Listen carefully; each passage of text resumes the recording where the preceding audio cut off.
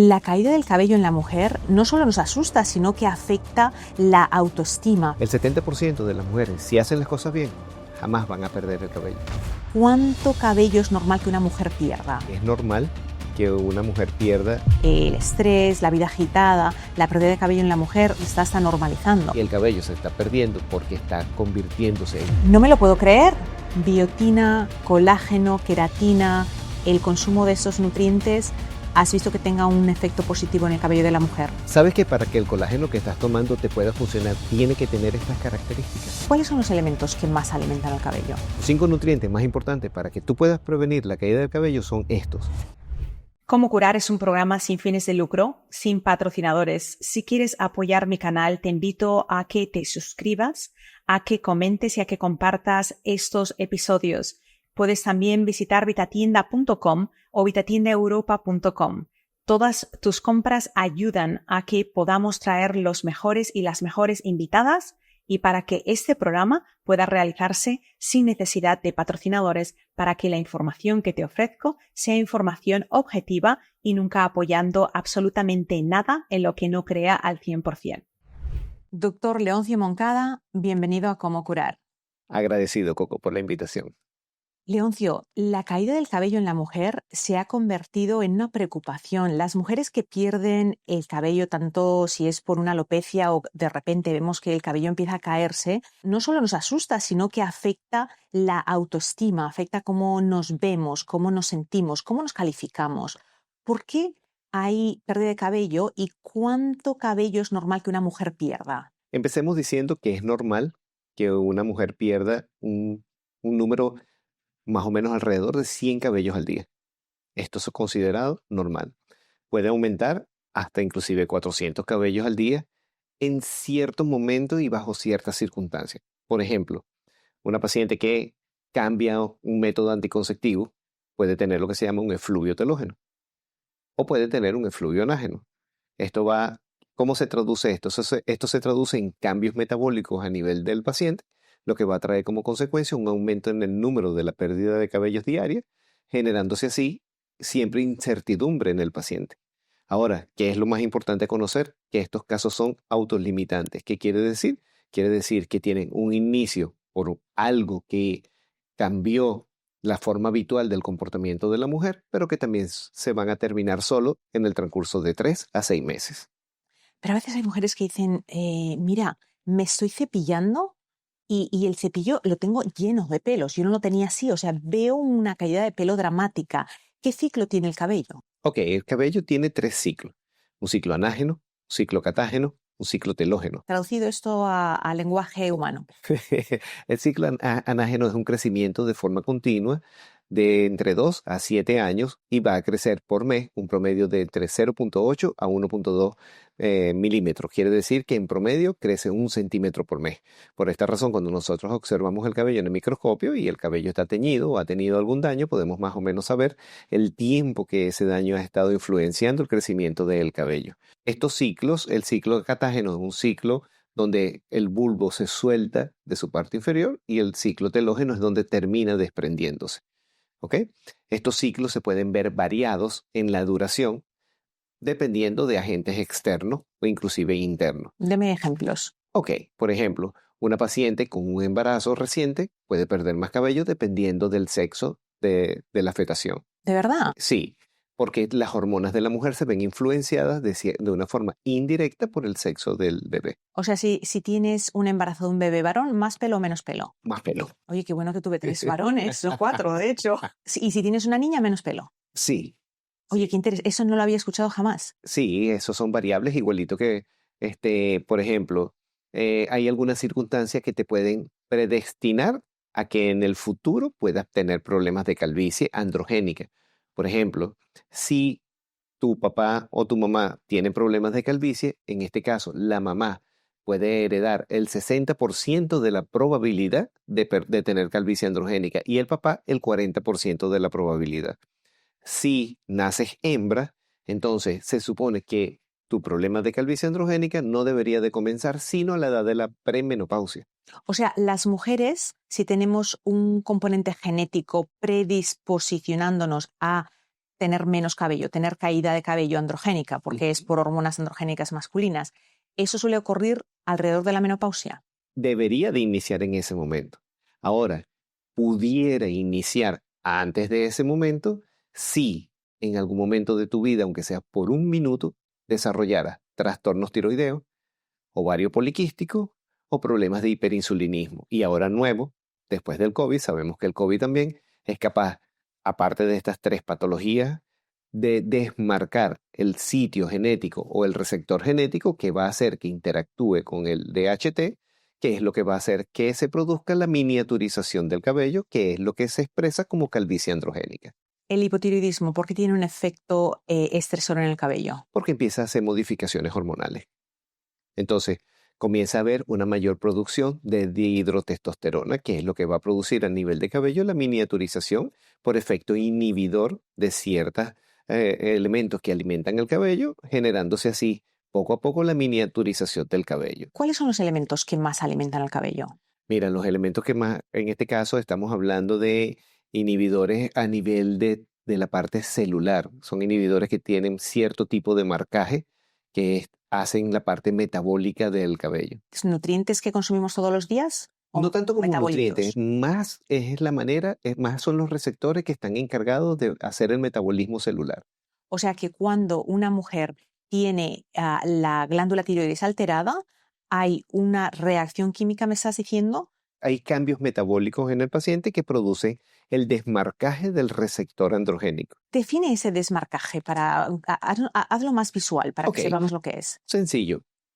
Cada persona, si nace solamente, si heredó genéticamente esa predisposición genética, tiene receptores específicos a nivel de la membrana del cabello, del bulbo, que son los encargados de hacer el crecimiento del cabello. ¿Ok? Estos receptores se mantienen en cierto momento como no activos hacia el DHT, pero si se excitan o llega su momento de la premenopausia por los cambios importantes hormonales que hay, entonces estos receptores que estaban inactivos se activan. Explícame qué es el DHT. Es dihidrotestosterona, es la conversión que hace la testosterona a través de la 5-alfa reductasa para transformar la testosterona en dihidrotestosterona. Y la dihidrotestosterona sigue sufriendo cambios para transformarse en la mujer, inclusive en algunos tipos de hormonas femeninas, pero específicamente la dihidrotestosterona al acoplarse a este receptor activo, entonces induce la miniaturización del cabello, básicamente por falta de producción de algunos elementos que son nutritivos para el cabello. ¿Tiene eso algo que ver con los niveles de testosterona? Sí, claro, la calvicie androgénica es 100% correlativa a los niveles de testosterona. Por ejemplo, una paciente femenina que tenga los receptores desmarcados y coloque un pellet de testosterona o comience con tratamientos de testosterona exógena, bien sea en gel, en crema, etc., entonces va a tener un índice de adelgazamiento mucho mayor y más rápido que si sus niveles de testosterona estuvieran bajos o estuvieran normales. Pero en ese caso, ¿por qué es que cuando las mujeres tienen los niveles de testosterona más elevados, que es en la juventud, a los 20, a los 30, la testosterona es cuando más alta la mujer la tiene, con los años en declive? ¿Por qué es que entonces generalmente hay más cabello? Porque ahí los receptores están inactivos. Mientras el receptor se mantenga inactivo, el paciente tiene su cabello de manera normal. Cuando el receptor se activa, entonces comienza el problema de la calvicie. Por ejemplo, en los varones, este problema comienza a partir de los 14, 16 años en promedio, y a partir de allí, por eso la calvicie en el hombre se presenta en la primera etapa de la vida y la calvicie en la mujer se presenta en la premenopausia. O sea que en realidad no es la cantidad de testosterona o si una mujer tiene un palet de testosterona o está utilizando un apoyo hormonal, sino es si hay un desequilibrio hormonal que hace que esa testosterona afecte al cabello porque activa el DHT. ¿Lo estoy entendiendo bien? No. Significa que si los niveles de testosterona realmente no son importantes si no hay el receptor para el tema de la calvicie androgénica. O sea que si una mujer nace con ese receptor, está predispuesta. Correcto. Pero entonces la pregunta vuelve a ser, si esa mujer tenía los niveles elevados de testosterona a los 20, ¿por qué no se le había activado antes? Porque los desarreglos hormonales y la activación del receptor está planificada para que ocurra en la premenopausia. Entonces en realidad yo no sé si diría planificado para que ocurra la premenopausia, pero podríamos decir que comúnmente la mujer en la premenopausia tiene un desbalance hormonal de estrógenos, de progesterona, de testosterona, de cortisol, de adrenalina, debido al estilo de vida moderna que tenemos, y estamos más predispuestas a que eso ocurra en esa época. Porque el receptor, cuando hay desbalances hormonales y también por genética, está planificado para que sea en ese momento que ocurre la desmarcación del receptor. Pero si no hubiera desbalance hormonal, a pesar de tener ese receptor, ¿podríamos conservar el cabello? Siempre y cuando por genética no esté ese timing para que sea allí cuando se tiene que desmarcar. Pero me estaba mencionando que esa desmarcación está vinculada con un desbalance hormonal. O sea, ¿va a ocurrir igualmente si no lo hay? Solamente ese desmarcaje ocurre antes de la premenopausia, solamente si hay ciertos factores predisponentes. ¿Qué es lo que pasa en el ovario poliquístico? Hay aumentos súper importantes de dihidrotestosterona, más de lo que ese receptor hasta cierto punto pueda balancear en un determinado momento o mantenerse dentro de rangos habituales. ¿Ok? Si te pasaste del rango, él ya puede sufrir la desmarcación. Lo mismo pasa con los problemas de tiroides y lo mismo pasa con el problema de hiperinsulinismo, donde hay una serie de desbalances a nivel orgánico súper interesantes, no solamente de lo que es la parte de glucosa, es todo lo que es insulina, cortisol, etc. Qué bueno que lo estamos explicando claramente, porque lo que no quiero es que nuestra audiencia sienta que hay una sentencia médica con que si hemos nacido con ese receptor, estamos predestinados a perder el cabello. Porque si llevamos un estilo de vida saludable que no altera la tiroides, no altera los niveles de glucosa, no tenemos ovarios poliquísticos porque no tenemos resistencia a la insulina, no tenemos desequilibrios hormonales de muchas personas que conservan el cabello toda la vida, no sabemos porque no creo que todo el mundo se hace exámenes para saber si tienen ese gen, pero ¿tú crees que es posible, aún teniendo ese gen, aún teniendo esa programación, beat it? O sea, no tener esa pérdida de cabello si llevamos un estilo de vida que mantiene ese equilibrio hormonal. Si mantienes un equilibrio hormonal, esto cuando ocurre la premenopausia, siempre hay un desbalance, aunque mantengas un estilo de vida sano, aunque Oye, mantengas ¿por qué no todo. utilizamos el apoyo hormonal? Ahora Ok, utilizamos estrógenos, bioidénticos. pero el gen está programado para que eso ocurra en ese momento. Pero sí, pero la cuestión es que aquí estamos en un canal de dar esperanzas, Ah, de, ok. de que la gente sepa que hay opciones. Bueno, la opción es que la velocidad de la pérdida la vas a ver disminuida porque tu cuerpo está balanceado. ¿Ok?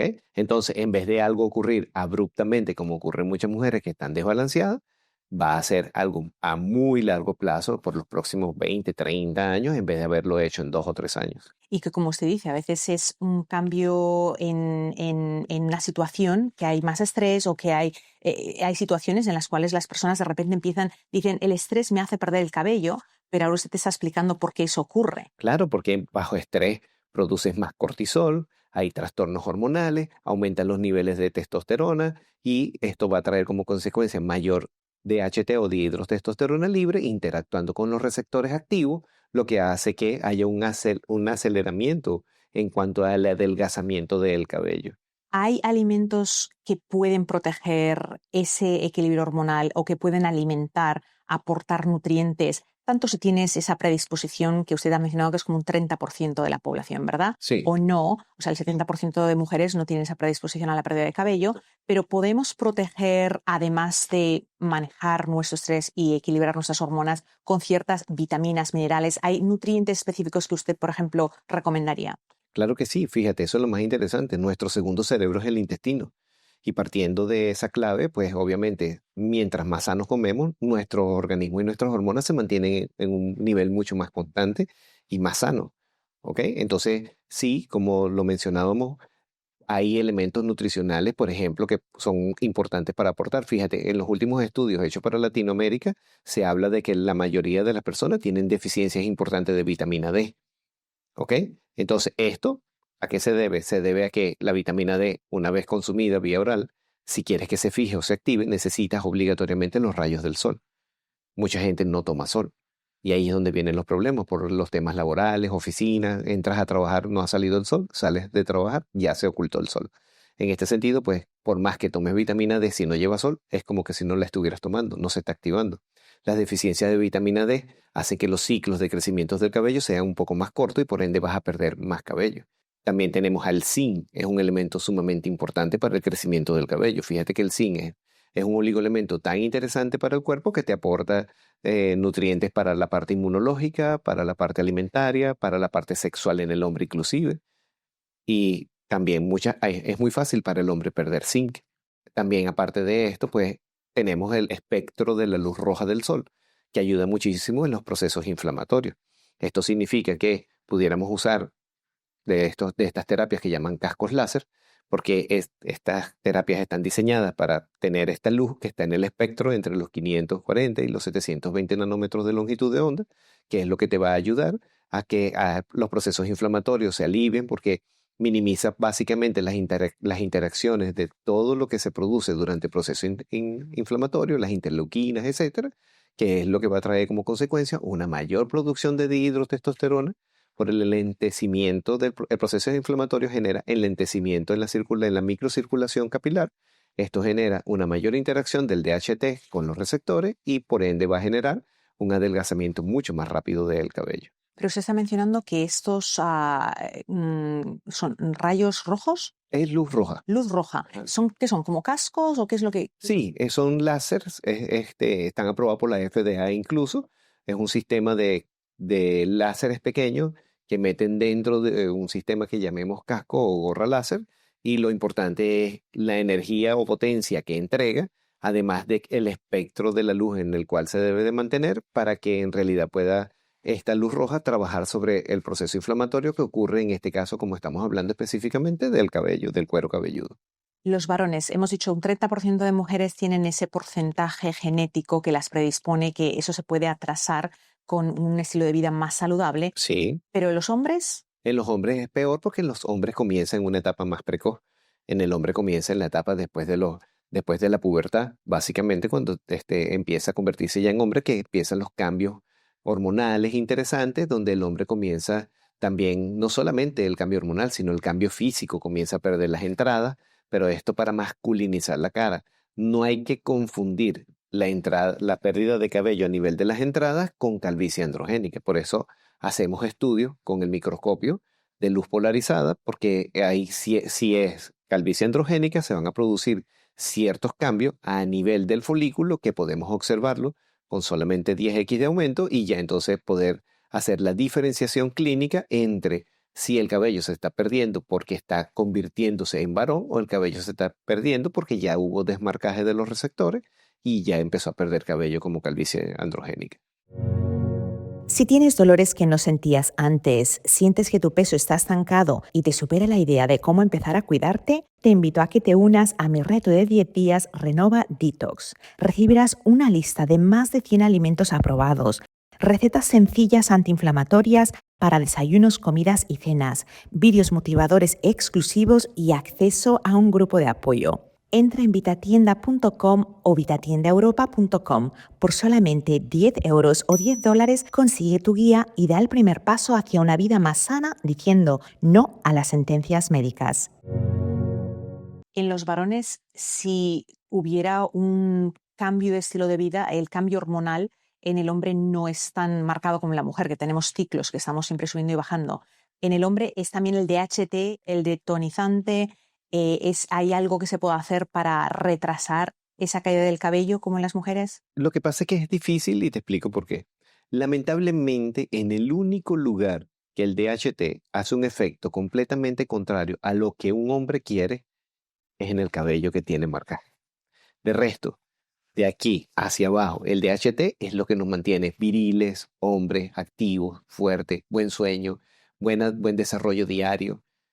Entonces, por esta razón, a veces el tratamiento para el hombre se hace un poquito de manejo difícil porque si quisiéramos bloquear los receptores androgénicos, que lo podemos hacer, entonces simple y llanamente, ¿qué va a pasar? Va a pasar que también, como cuando hacemos bloqueo de receptores androgénicos, ningún tratamiento es inteligente para decir, no, yo solamente voy al cabello. Va a todas partes donde haya receptores androgénicos, el hombre puede comenzar a presentar o experimentar cambios que van a ir en contra de su vida activa. cambios en la sexualidad, cambios en el sueño, cambios en las emociones, etc. Qué interesante. Algo que tú haces, y tenemos aquí unos props de investigación capilar, tenemos aquí, me vas a explicar lo que es, pero tú llevas muchos años haciendo injertos de cabello. Desde 1998. Eso es mucho, mucho tiempo. En ese procedimiento, primero déjame preguntarte, ¿ese es un procedimiento para varones y mujeres? ¿Para qué partes del cuerpo? Bien, es un procedimiento que se usa de manera cosmética y de manera reconstructiva. Como cirujano plástico, obviamente trabajamos en partes de quemaduras, sobre todo también en niños, que son los más siempre expuestos a este tipo de problemas, o de accidentes donde pierden el cabello por circunstancias accidentales. En este caso, podemos hacer reconstrucción de cabello tanto para niños como para adultos, dentro de la parte reconstructiva, como lo dije anteriormente, por la pérdida que haya ocurrido, independientemente de cuál haya sido el incidente o el accidente que lo generó. ¿Ok? Y para la parte hoy en día, lo que más se usa y está en moda es el hecho de la reconstrucción del cabello desde el punto de vista cosmético para volver a recuperar la línea anterior y hacer lo que hoy en día se conoce como armonización facial, que significa darle a la cara un marco que sea acorde con sus rasgos faciales, como lo son, por ejemplo, la forma y estructura de los ojos, la nariz, en los ángulos mandibulares, el tamaño de la boca, etc. Y eso se hace en cualquier parte para un varón. Digamos, un varón se le injerta cabello solo en la cabeza o en la cara también. Hoy en día hacemos reconstrucción de todas las partes pilosas, llámese cuero cabelludo, ceja, pestaña, bigote, barba. Pestañas. Sí, ¿Y cuál es la parte donadora de más pestañas? la parte más inferior de los cabellos de la nuca que tienen un crecimiento mucho más delgado y mucho más, también su longitud es mucho más corta. ¿Y ahora sí me has dejado blown away? ¿Cómo se hace eso? Hacemos la extracción de los cabellos, preparamos la unidad folicular para su inserción y luego colocamos protectores oculares, anestesiamos el borde del párpado y con ciertos dispositivos vamos inyectando cada uno de los cabellos en el lugar que queremos colocarlo con el cuidado de que la curvatura del cabello quede hacia afuera o quede en este caso hacia arriba. Si no, imagínate, tienes las Si pestañas no caídas. quedan hacia abajo. Qué interesante. Y o sea, en estos injertos que se hacen de cabello, ¿tienes que hacer quirúrgicamente un corte o cómo se implanta? Es que ahora me has dejado con mucha curiosidad. No, bueno, aquí te vas a sorprender más. Desde el año 1998 hasta la actualidad hemos modificado la técnica de trasplante de cabello una gran cantidad de veces, porque obviamente con el desarrollo de las nuevas tecnologías y los nuevos instrumentales, también tenemos nuevas opciones para ofrecerles a los pacientes. Antes, ¿cómo consistía? Fíjate, las técnicas reciben el nombre de acuerdo a la manera como se extrae el cabello de la zona donante. ¿Qué quiere decir esto?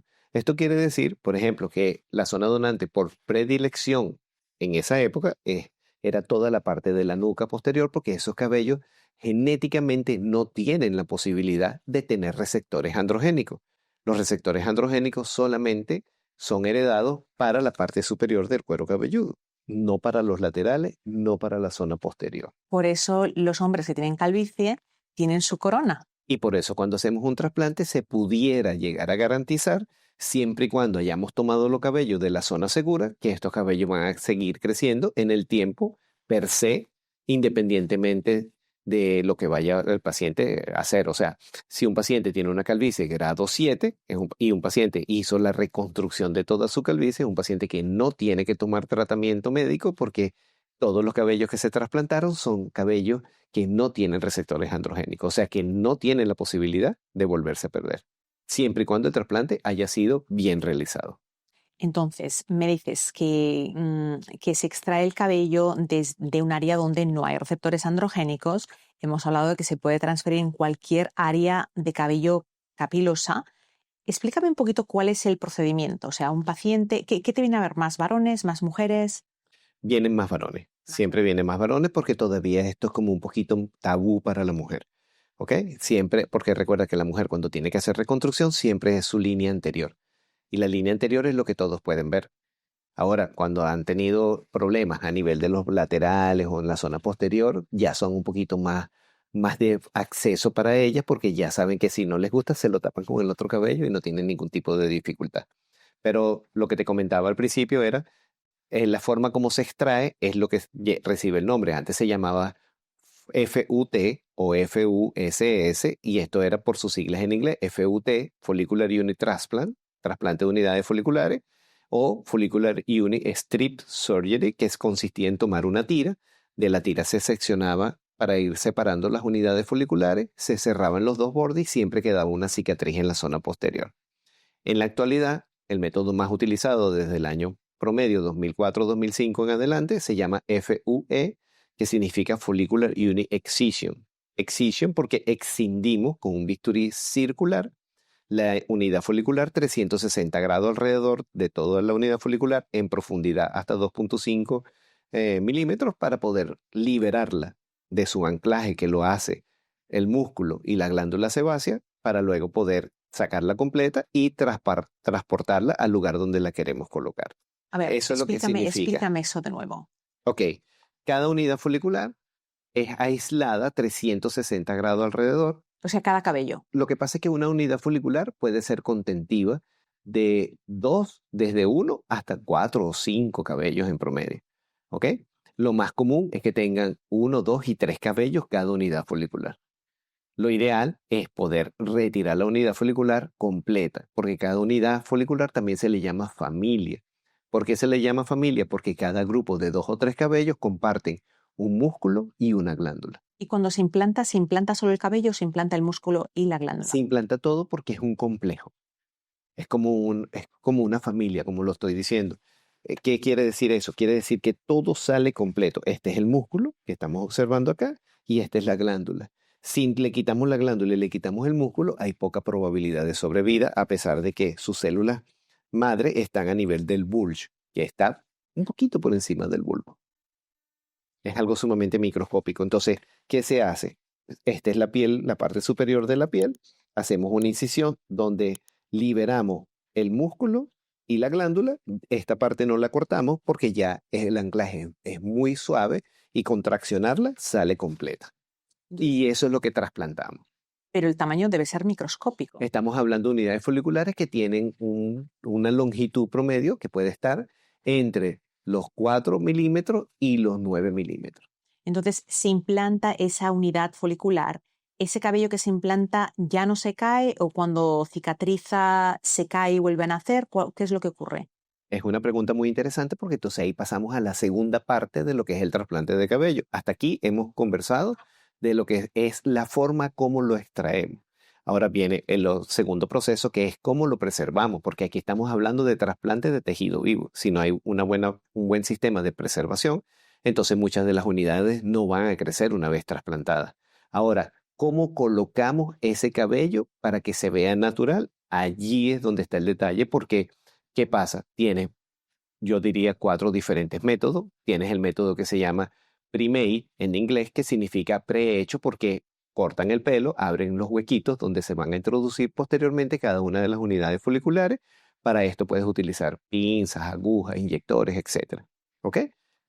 Ese es un método, es el método más antiguo que desde 1998 nosotros hemos usado para colocar cabello, era lo primero que se conocía. Después de allí evolucionamos al método que hoy en día se llama el método de los inyectores o de los implantadores. Son unos pequeños dispositivos en forma de lápiz, lo han llamado pen también, como bolígrafo, porque cada cabello es introducido dentro de la aguja o cada unidad folicular es introducida dentro de la aguja y tú decides dónde la quieres inyectar. Es un método un poco más ventajoso que abrir los orificios primero porque es un método que te va a ofrecer poder hacer variables de profundidad, dirección, inclinación, angulación, para que se parezca más a lo que tú quieres hacer que sea el trasplante de cabello, que se parezca más a lo natural, a lo tuyo. ¿Ok? Estos métodos traen como la desventaja que se ha presentado con estos métodos en cierta forma, es que estos métodos el paciente durante los primeros días, que esa unidad folicular necesita quedarse en ese lugar. Recordemos que el cabello apenas tiene un espesor de 1.5 2 centímetros como máximo el cuero cabelludo y está colocado sobre la tabla externa del cráneo, que es una estructura muy sólida. Entonces, todos los procesos inflamatorios hacen que cualquier cosa que tú coloques en el cuero cabelludo vayan por física en sentido contrario al sitio de mayor resistencia.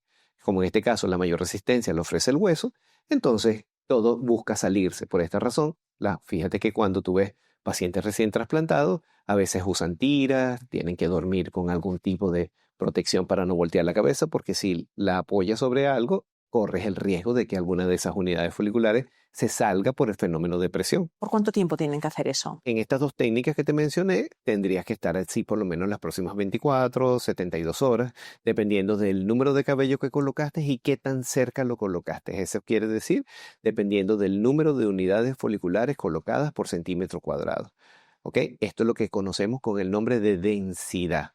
Densidad significa cuántas unidades colocaste. Por esa razón hay alta densidad, que es conocido como el número más parecido a la cantidad de unidades foliculares que ya tienes en el lugar donante por naturaleza. Densidades medias, que es un poco menos o la mitad de esa cantidad, y bajas densidades, que ya estamos hablando de más o menos una cuarta parte del número que ya naturalmente tienes por centímetro cuadrado. Esto es lo que va a traer como consecuencia que un paciente, dependiendo de la densidad que ponga, tenga que repetir su trasplante 1, 2 o 3 veces para dar el mismo número de unidades foliculares por centímetro cuadrado, lo que te va a dar la apariencia más natural en el tiempo. ¿Ok? Y aparte de eso, hay una técnica que es lo que me ha catapultado a mi nombre, que la diseñé yo, la llamé Moncada Anclaje Technique, que es una técnica donde logré anclar, igual que en la naturaleza, la unidad folicular desde el momento en el que se coloca, lo que quiere decir que el paciente, su periodo de recuperación es mucho más rápido, es un periodo de recuperación más corto, porque no tiene que dormir en ninguna posición, puede dormir como siempre, puede usar gorra desde el mismo día, porque no hay riesgo de que esa unidad folicular se mueva del lugar de donde se colocó, y también permite que se pueda colocar la misma cantidad por centímetro cuadrado que el paciente ya tiene naturalmente. Entonces, ese proceso de anclaje, ¿cómo es diferente? Es diferente porque hago cierto movimiento, que es lo que hace que el cabello no se mueva de ese lugar. El cabello hay cierta forma de entrar en la piel y luego hacer la modificación del ángulo de la aguja para que el cabello finalmente termine en el mismo ángulo que el cabello nace, en la misma dirección, y que no tenga la opción de retroceder. Por eso lo he llamado anclaje. Y esos cabellos que se implantan, tanto por anclaje como por los métodos tradicionales, después de que se han implantado, se han injertado, ¿se caen y luego vuelven a salir o se quedan permanentes? El trasplante de cabello se produce gracias a que el cabello tiene la posibilidad como órgano de sobrevivir hasta 10 días fuera del cuerpo en condiciones controladas. Esto quiere decir que una vez colocado el cabello dentro del cuerpo, él se va a nutrir por inhibición 360 grados, hasta que del día 6 al día 9 logra fabricar su nueva vena y su nueva arteria por el fenómeno químico conocido como neovascularización. ¿Ok? Eso lo hacen inclusive cuando hacemos trasplante de piel. Es lo mismo que ocurre. Bien, ahora, durante este periodo lo importante es que el paciente mantenga ciertas condiciones clínicas como gasto cardíaco controlado, no estar cerca de fumadores, no tener rabia, no hacer ejercicio, para que esto no se modifique y eso garantice un mayor número de neovascularización de esas unidades foliculares trasplantadas. Independientemente de eso, como esa unidad folicular sufrió shock térmico, shock volémico, porque estuvo sin alimentarse durante el tiempo entre que se extrajo y se colocó, entonces este cabello puede hacer un efluvio telógeno, de lo que hablamos también anteriormente, desprenderse y caerse en los próximos 20 a 30 días de trasplantado, para iniciar nuevamente su recrecimiento, como habitualmente cualquier unidad folicular sana lo hace, después del mes 3 al mes 6. O sea que si una persona tiene implante en un área y después de 2 semanas ve que algunos cabellos han caído, ¿es posible que ese cabello vaya a volver o ya se perdió? No, ese cabello tiene las posibilidades de volver. Pero no sería normal. Es normal después del día 20 al día 30 que se caiga. Se puede caer todos, algunos o ninguno. ¿Qué significa esto? Que es el cuerpo el que decide qué cabello va a ser efluvio telógeno y cuál no. Esto va a depender mucho de cuáles fueron las condiciones de preservación o cuánto tiempo duró el cabello fuera del cuerpo o cómo fue colocado y el manejo que tuvo el cabello para el momento de la implantación y de la extracción. Las mujeres que sufren de alopecia, particularmente, ¿qué tipo de alopecia es la que viene a consultarte con más frecuencia? La alopecia androgénica, en primer lugar, y ahorita estamos viendo que va en aumento patologías del tipo inmune, como por ejemplo la calvicie frontal fibroseante, ¿ok? Que es una de las que ha aumentado en estadística durante los últimos 3 años. La alopecia frontal fibrosante es una alopecia que se produce por inmunología. El cuerpo no reconoce su propio cabello, el cabello pierde lo que se llama la autonomía inmunitaria y al perder la autonomía inmunitaria comienza un proceso en donde la fibrosis va como restringiendo al cabello en esa posición en la que está, le limita la circulación y termina matando la unidad folicular. ¿Un hombre se debería preocupar por cicatrices para tener un implante, digamos, un hombre que tiene mucha calvicie y que necesita muchísimo cabello, pero quizás tiene, pues lo que mencionabas antes, la parte inferior que está disponible? ¿Dónde se va a conseguir? ¿Hay ahí suficiente cabello para poder llenar la cabeza entera? Es muy importante tu pregunta porque fíjate, uno de los problemas que hoy en día estamos viendo con cierto tipo de turismo médico en algunos países es el hecho de que no cuidan la zona donante. La zona donante, ¿cómo la cuidamos nosotros? Utilizando dispositivos de un diámetro muy pequeño. Por ejemplo, nosotros trabajamos con 0,75, 0,85 de diámetro y eso hace que básicamente toda la zona de donde extrajimos la unidad folicular esté cicatrizada ya en los próximos 2-3 días. No ves de dónde extrajiste la unidad folicular. Mientras más grande es el orificio que se usa para extraer esta familia folicular, va a tardar más tiempo en cicatrizar y te va a dejar como cicatriz un punto blanco. El punto blanco va a variar de diámetro correlativamente dependiendo de qué tamaño se usó de diámetro para la extracción. Ahora, ¿cómo hacemos en este paciente si tiene poca zona donante y una calvicie muy amplia? También le ofrecemos la opción de hacer lo que hoy en día se conoce como body hair transplant. Podemos hacer extracción de cabellos de la barba, extracción de cabellos del pecho, brazo, abdomen. Sí califica, obviamente, si estos cabellos tienen ciertas características clínicas para poder ofrecer que estos cabellos sean parte de los cabellos que se van a trasplantar al cuero cabelludo. ¿Y se ven naturales? ¿Se ven diferentes? Va a depender de cómo se colocan. Dependiendo de la técnica que utilizaste para la implantación, se ve que son más naturales o menos naturales. Si has usado colágeno esperando efectos anti-envejecimiento, es probable que no hayas notado ningún cambio. La mayoría de colágenos pueden ayudarte a reducir el dolor o al crecimiento de las uñas y hacerlas más fuertes. Allí, el tamaño de la molécula de colágeno no importa porque los fibroblastos de esas áreas las absorben. Sin embargo, cuando estamos hablando de activar la producción de la piel porque queremos estar más jóvenes, necesitamos moléculas mucho más pequeñas. Mira, el colágeno, una vez lo consumimos, tiene que pasar del intestino a la sangre donde se transporta. Ahí tiene que empezar a cruzar capas de piel hasta llegar a la dermis, donde se encuentran los fibroblastos que son lo que producen tu propio colágeno. Estimular los fibroblastos de la dermis activa la producción de tu propio cuerpo. Eso es lo que ocurría cuando tú tenías 20 años y con los años los fibroblastos pierden esa habilidad porque no están estimulados. Por eso he creado Silk Collagen, el primer colágeno activado con extractos de seda. Sus moléculas son tan pequeñas que logran estimular los fibroblastos de la piel, creando una tez más luminosa, líneas más finas y una piel más firmes, con efectos notables en 30 días. Prueba Silk Collagen, visita vitatienda.com o vitatiendaeuropa.com. Entra el código Cómo Curar y recibe un 10% de descuento en tu primera compra. Las mujeres, además de utilizar injertos para la calvicie, ¿para qué te vienen a ver comúnmente? Mira, la mujer tiene muchos cambios importantes. Por ejemplo, muchas mujeres vienen en el posparto. Es normal que la mujer en el posparto pierda todo el cabello del cintillo. ¿Ok?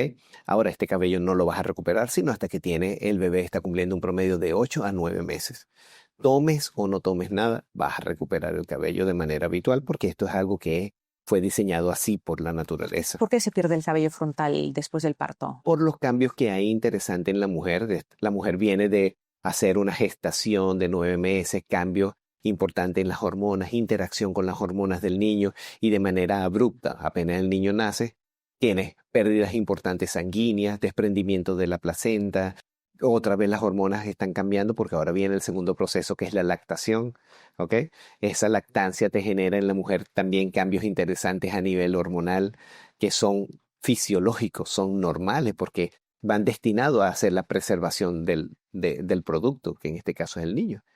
Entonces, hasta que no hay un balance, fíjate que el niño va creciendo poco a poco. Al sexto mes se supone que entre el sexto y el octavo mes ocurre el destete del niño, lo que va haciendo que poco a poco va la mujer retornando a su vida y forma habitual de hormonas y obviamente esto es lo que hace que pueda volver a recuperar su cabello.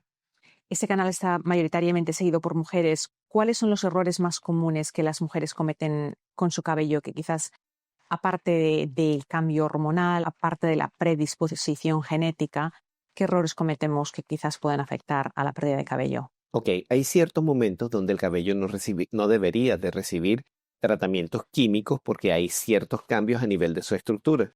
Originalmente el cabello tiene en la parte externa donde sale en la piel un sello que evita que cualquier químico que colocas pueda ir a un nivel mucho más profundo y dañar parte de lo que es su estructura anatómica. ¿Ok? Algunas veces eso se llaman los infundíbulos. Ese infundíbulo, algunas veces, por algunas circunstancias, bien sea alimentarias, hormonales, de estrés, puede estar abierto. Si en ese momento que está abierto se colocan químicos, entonces puedes perder mucho cabello por daño químico, por penetración de estos químicos hacia la parte vital del cabello. ¿Cómo puede una persona saber que que está en ese momento? Por estudio tricoscópico. La mujer sabe cuando está teniendo cambio. O sea, estás hablando de qué cambio. Bueno, la mujer a veces sabe que, por ejemplo, una mujer que está teniendo problemas familiares o enfermedad de un niño, no está durmiendo bien en el mismo momento, está teniendo problemas laborales, a veces todo se junta. Sabe que no está en un buen momento. Ese momento quizás ella lo va a notar porque comienza a perder mayor cantidad de cabello por día. O sea, estás hablando del estrés. Sí, estoy hablando, a veces se pega todo. A veces se pega el estrés, tienes estrés porque algo no está bien en el área laboral. Junto empieza a estar mal también el hogar. Al mismo momento, el niño no está a nivel escolar en un mejor momento. Lamentablemente así es la vida. ¿Ok? En esos momentos, obviamente la mujer va a comenzar a notar que va a la ducha y pierde más cabello de lo habitual. La mujer vive de lo que ve a veces.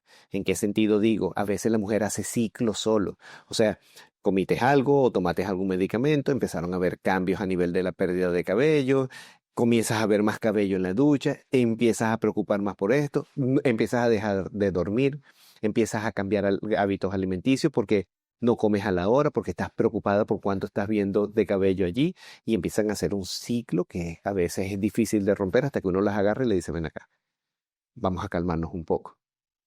Esto que está pasando es normal, pero si tú le sigues poniendo muchísima preocupación a eso, no vamos a salir de allí nunca. O sea, que tú dirías que yo lo que estoy escuchando es que el estrés es que crea, o sea, hablamos del estrés y todo el mundo decimos, estamos estresados, estrés, estrés, pero tenemos que ver el estrés desde un punto de vista fisioquímico de Sí. qué es lo que ocurre en el organismo. Pero lo que estoy escuchando es que cuando nosotros tenemos ese estrés, esa preocupación, esa alteración, que como hemos hablado, alteramos el cortisol, alteramos la tiroides, o sea, cuando tenemos estrés no se queda en el estrés, es que ese estrés tiene una cascada de efectos proinflamatorios.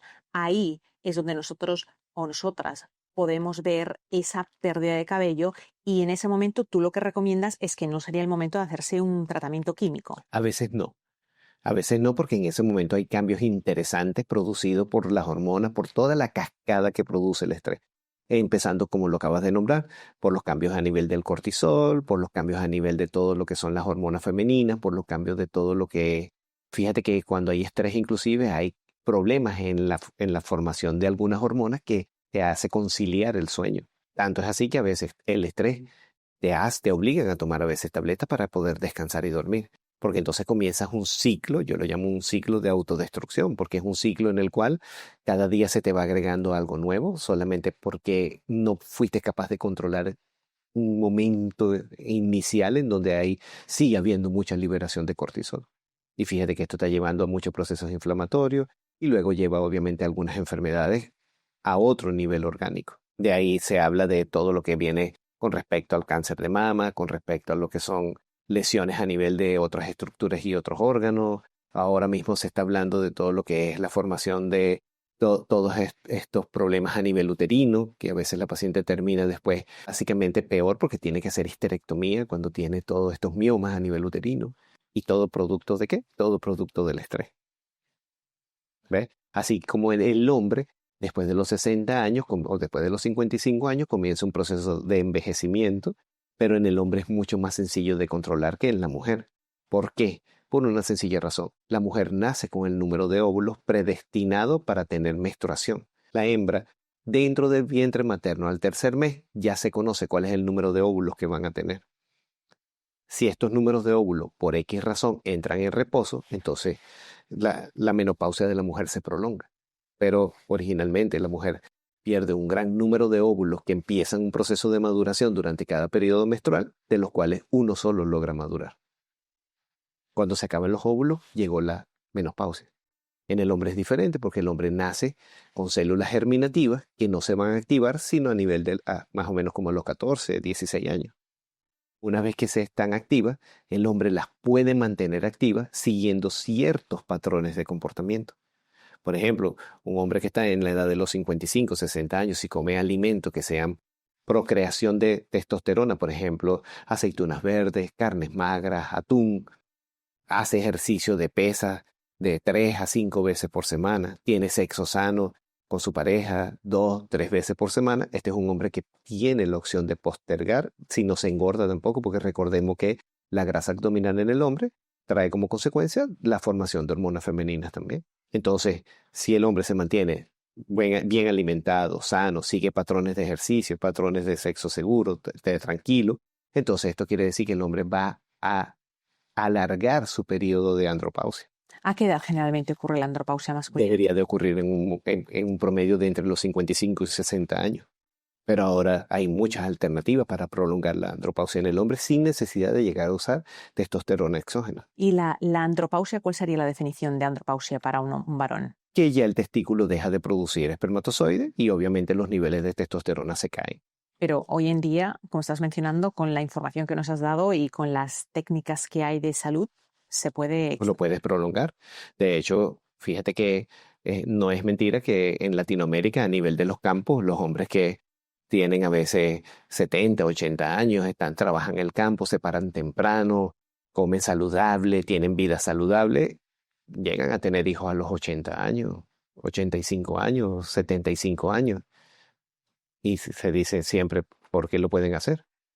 Esta es la razón. Pero es difícil ver a una mujer teniendo un embarazo después de los 60 años. Bueno, Leo, déjame decirte que yo creo que casi ninguna mujer va a querer un embarazo a los 60 años. Por otro lado.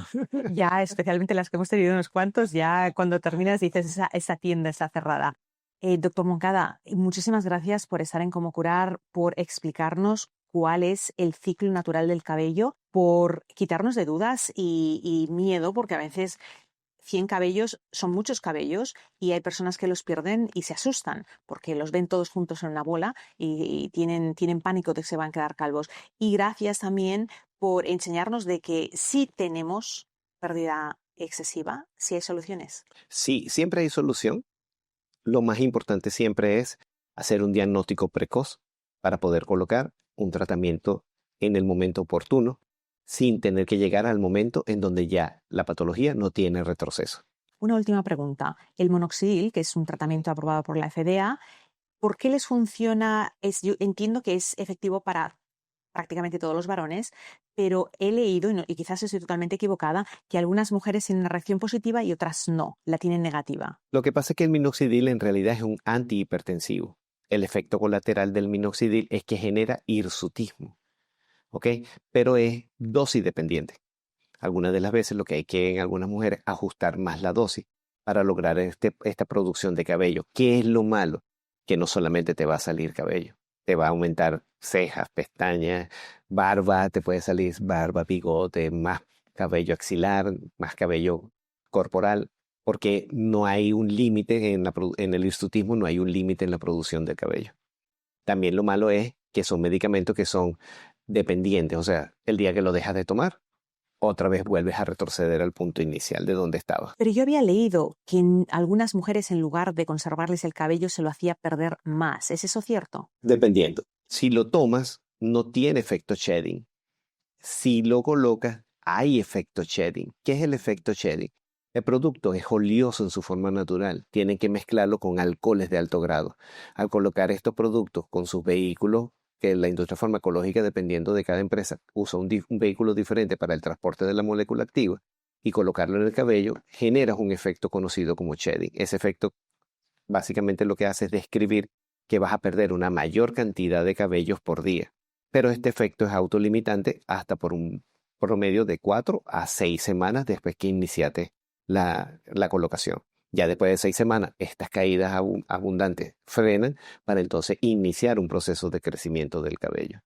O sea, es inicialmente es un procedimiento En los dos adaptógeno. extremos, cuando lo empiezas a usar y cuando lo dejas de usar. ¿Qué es lo que pasa? Pasa esto. Muchas veces la mujer no conoce lo del efecto shedding, pasa también en el hombre, lo colocan, empiezan a tener pérdidas, van en la tercera, cuarta semana de colocación, se asustan por el volumen que están perdiendo, lo dejan de Y pierden más. se prolonga por 6 semanas más la pérdida. Imagínate. Entonces es un tema de educación en este sentido de qué es lo que vas a tener, qué es lo que vas a sentir, qué es lo que vas a ver cuando comienzas a usar un medicamento y cuáles son sus consecuencias si lo dejas de usar. Hay una planta que se llama saw palmetto. Sí. Hay estudios que se han realizado por su efecto preventivo en la pérdida de cabello en mujeres. ¿La has estudiado? ¿Cuál es tu opinión? Bueno, el saw palmetto es ampliamente estudiado, más en el hombre porque también ayuda muchísimo al hombre con respecto a la inflamación prostática que se produce después de los 55 años. Obviamente que por ser un mediador hormonal, también tiene efectos de mediación hormonal, también ayuda al crecimiento del cabello, solamente que con un porcentaje muy pequeño. Estamos hablando de que el saw palmetto puede ayudar a crecer el cabello en un promedio de un 15-20% en promedio, ¿ok? Pero porque trabaja más a nivel de la próstata. Ahora, es un medicamento que no me va a alterar las hormonas en el paciente y porque me va a prestar también protección a nivel de la próstata, pequeño porcentaje, pero ayuda al cabello. A diferencia de cuando usas finasteride o dutasteride, con ciertas indicaciones y ciertas limitantes que son importantes de conocer. Por ejemplo, una mujer que está tomando dutasteride no debería de concebir un embarazo hasta que no tenga un promedio de entre 6 a 8 meses que dejó el tratamiento porque es muy teratogénico. Esto significa que produce muchas malformaciones en el feto. Ahora, el finasteride está aprobado por la FDA a 1 miligramo en los hombres. Sin embargo, los urólogos recomiendan hacer un estudio de PSA antes de iniciar el tratamiento para ver cómo son los valores, debido a que tras esté consumiendo este tipo de medicamento, los valores PSA pueden tener disminución incluso a la mitad de los valores que normalmente el paciente tiene. En caso de que haya un problema inflamatorio a nivel prostático, no se va a detectar a tiempo y después puede generar más problemas. Biotina, colágeno, queratina, el consumo de esos nutrientes, ¿has visto que tenga un efecto positivo en el cabello de la mujer? Siempre y cuando hay deficiencia. La biotina se utiliza cuando hay deficiencia, sobre todo en los pacientes que tienen hemoglobinas bajas, problemas de la conjugación del hierro, problemas en la absorción del hierro. Este tipo de medicamento para este tipo de pacientes es de mucha ayuda. No cuando un paciente, estas condiciones son normales, puedes tomar biotina y es muy poco lo que te ayuda en realidad. ¿Ok? Por eso hay que diferenciar cada paciente desde el punto de vista de exámenes de laboratorio para uno saber a quién le voy a indicar un producto y a quién no. El colágeno ayuda porque obviamente el colágeno es esencial de las moléculas que utiliza el cabello para su formación de estructura. Y además lo interesante del colágeno es que es una molécula mensajera. O sea, si es un colágeno que tiene un peso molecular bajo, lo que ese colágeno puede hacer es estimular los fibroblastos del cabello, de la piel, y ese estímulo es dependiente el tamaño de la molécula que lo estimula. O sea, los fibroblastos del cabello, los fibroblastos de la piel y de la cara pueden aceptar o pueden ser estimulados por un colágeno que tenga un peso molecular muy bajo. Entonces hay colágenos, por ejemplo, el caldo de hueso de pollo aporta los pilares que con vitamina C tu cuerpo puede fabricar colágeno, pero no van a estimular los fibroblastos como un colágeno que tenga un peso molecular bajo. Pero lo que es interesante es que esa estimulación del fibroblasto, y ahí me vas a explicar un poco más porque tú eres el que conoces el fibroblasto del cabello, hace que tu cuerpo produzca más el propio colágeno que producía cuando tenías 20 años. Y lo que hemos visto es que eso ayuda con el crecimiento del cabello. ¿Qué es lo que has visto tú? Todo mira, uno de los principales problemas que se presenta siempre es qué laboratorio y qué tan bueno es el producto que tú estás consumiendo. A veces, lamentablemente, algunos productos no llenan los requerimientos mínimos necesarios para que el cuerpo los pueda absorber. Ni siquiera a nivel intestinal, que es donde se tienen que absorber. Si no se absorben a ese nivel, obviamente la biodisponibilidad a nivel de donde lo necesitas va a estar baja o nula. ¿Ok?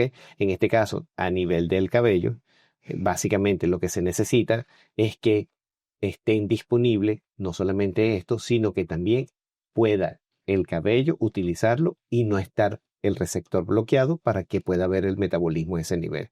Porque es el receptor el que dice, el receptor androgénico es el que dice si va a haber metabolismo en ese cabello o si ese metabolismo va a estar cerrado. Pero en el 70% de mujeres que no tienen ese receptor androgénico, Las moléculas de bajo peso molecular, obviamente, que es lo que más ayuda. doctor Moncada, yo te podría aquí tener toda la noche, hablaríamos de muchísimas cosas. Hay mucho de qué hablar, es un tema muy amplio. Muy amplio y muy interesante porque cada día más, debido a lo que estamos mencionando, el estrés, la vida agitada, la pérdida de cabello en la mujer, algo que quizás era menos común en el pasado, ahora se está no solamente siendo algo común, sino que se está hasta normalizando, por lo que es importante que hablemos de eso. Ahora tenemos también muchos alimentos transgénicos. Correcto. Entonces tenemos muchas limitantes en las absorciones, intestinos permeables, una gran variable de condiciones que van a hacer obviamente que tu cuerpo sufra modificaciones. ¿Tú has visto esa hiperpermeabilidad intestinal vinculada a la pérdida de cabello? Sí, cuando los pacientes tienen esa permeabilidad intestinal, son pacientes que absorben moléculas muy grandes, obviamente, y esto va en detrimento de todo lo que es la preservación del cabello, y entonces todos los procesos patológicos lo que hacen es sufrir un aumento en su evolución. La velocidad del desarrollo es mucho más rápida. Doctor Moncada, yo digo que voy terminando, te sigo haciendo preguntas porque no quiero que te vayas, pero gracias por estar aquí, te tendremos en el programa en otra ocasión. ¿Te gustaría cerrar con algún pensamiento, algún mensaje para nuestra audiencia, especialmente las mujeres que están sufriendo de calvicie o de pérdida de cabello excesiva? Todos tenemos estrés. Lo más importante siempre es conseguir la causa de lo que nos está generando y aprender a manejarlo, porque no hay nada más importante que descansar todas las noches en paz para que el cuerpo pueda hacer su proceso de recuperación y reparación. Entonces, alimentarse sano, ir apenas veas cualquier cambio que sea importante en donde tú creas que necesitas ayuda, asistir lo más precozmente a una consulta para poder hacer un diagnóstico lo más antes posible y poder colocar tratamiento o corregir lo que esté ocurriendo, es lo que va a siempre ayudarte a mantener tu cabello, el volumen, la densidad, el brillo y cómo quieres llevar tu cabello. Muchísimas gracias, Leo. A ustedes, agradecido por la invitación. Si eres nueva a este canal, te invito a que te suscribas. Cuando te suscribes, no solamente me ayudas a poder alcanzar a más personas, sino que me estás diciendo al hacer eso que mi labor que hago informativa, comunicadora sin fines de lucro, sí te importa y que quieres que siga realizándola y que siga trayendo a invitados y a invitadas de calidad que nos ayuden a resolver problemas con alternativas a la medicina convencional y con soluciones basadas en ciencia que nos puedan ayudar. Espero que puedas suscribirte, que me ayudes a compartir y nos vamos a ver en el próximo episodio. Gracias.